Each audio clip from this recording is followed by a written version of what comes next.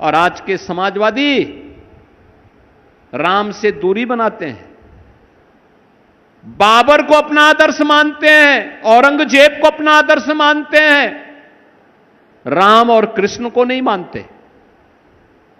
भगवान राम के प्रति उनकी आस्था नहीं है, भगवान श्री कृष्ण के प्रति उनकी आस्था नहीं है। आज 950 करोड़ रुपए से अधिक की परियोजनाएं एक साथ चित्रकूट को हम दे रहे हैं। पहले की सरकारें जो अपने आप को समाजवादी कहते थे, वे चित्रकूट आने में डरते थे। वे डॉक्टर राम मनोहर लोहिया के नाम पे राजनीति करते हैं, अपनी विरासत को आगे बढ़ाते हैं,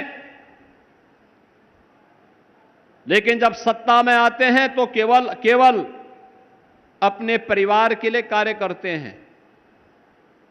तब उनको सिपाही परिवार से ज्यादा कुछ दिखाई नहीं देता, उससे ज्यादा उनकी दृष्टि नहीं है, उससे ज्यादा वो देख भी नहीं सकते, सोच भी नहीं सकते, परिवारवाद और वंशवाद से ऊपर उठ ही नहीं सकते। विकास की कोई सोच नहीं थी। उन लोगों के द्वारा लगातार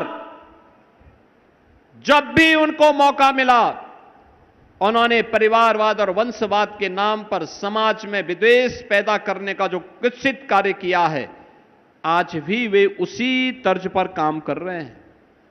याद करिए, डॉक्टर राम मनोहर लोहिया के कारण कभी चित्रकूट और प्रदेश के तमाम अन्य भागों में रामायण मेलों का शुभारंभ हुआ था, रामायण मेला।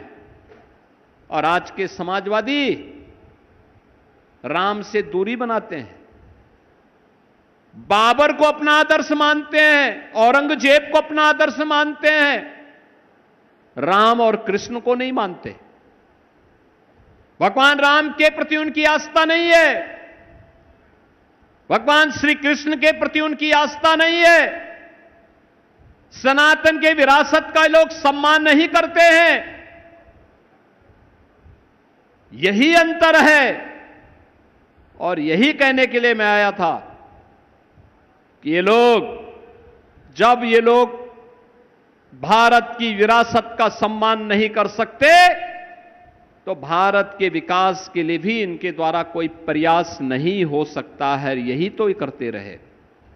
4 बार समाजवादी पार्टी की सरकार थी, बुंदेलखंड एक्सप्रेसवे तब भी बन सकता था, रेलवे की बेहतर सुविधा तब भी मिल सकती थी, डिफेंस मैन्युफैक्चरिंग कॉरिडोर की सुविधा तब भी मिल सकती थी।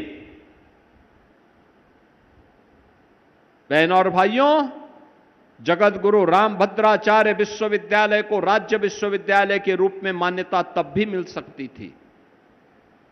उत्तर प्रदेश का चित्रकूट आज जिस रूप में अपनी ओर लोगों को, श्रद्धालुओं को आकर्षित कर रहा है, और एयरपोर्ट का विकास जिस तर्ज पर हुआ है, ये तब भी हो सकता था, लेकिन तब कार्य करने की सामर्थ्य भी नहीं थी, न विजन था। और यही कारण था, ये चित्रकूट, इसकी पहचान आध्यात्मिक और सांस्कृतिक नहीं, बल्कि भय और दहशत के रूप में हो गया था। ऐसे लगता था कि जैसे ताड़का, मारीच और सुबाऊ और बक्सर में नहीं, त्रेता में तो बक्सर में थे, लेकिन लगता था कलयुग में वे चित्रकूट में ही आकर के बैठ गए हैं। ये समाजवादी पार्टी की सरकार के समय होता था। जगत गुरु रामभद्राचार्य विश्वविद्यालय को हम लोगों ने राज्य शासन का विश्वविद्यालय बना दिया है। अब वह विश्वविद्यालय यहां पर उन्नयन करेगा, विकास की गति को स्पीड बढ़ाएगा। अब चित्रकूट में वह सब कुछ है जिसकी हजारों वर्षों से इंतजार था, और आजाद भारत में 75-70 वर्षों से जिसके लिए आप लालायित थे। और बहनों और भाइयों, आज उसी के लिए आपको आश्वस्त करने के लिए मैं आपके पास आया हूं। हमें कठिनाई हुई, ये कठिनाई इसलिए हुई, जिन क्षेत्रों में डबल इंजन सरकार से जुड़े हुए एमएलए एमपी हैं, वहां पे तो कोई दिक्कत नहीं होती, लेकिन जहां पर है नहीं, वहां कोई बोलने वाला नहीं है। समाजवादी पार्टी के लोगों को तो ठेके पट्टे से ही फुर्सत नहीं है। उनको जमीन कब्जा करने से ही फुर्सत नहीं है। वो तो सरकार का डंडा है कि वे कब्जा नहीं कर पा रहे हैं, लेकिन गिद्ध दृष्टि तो लगी हुई है। बहनों और भाइयों, 2022 में चित्रकूट में भी डबल इंजन सरकार का कोई एमएलए होता, भाजपा का कोई एमएलए होता, तो चित्रकूट अब तक अयोध्या की तरह चमक रहा होता, काशी की तरह चमक रहा होता, प्रयागराज की तरह चमक रहा होता।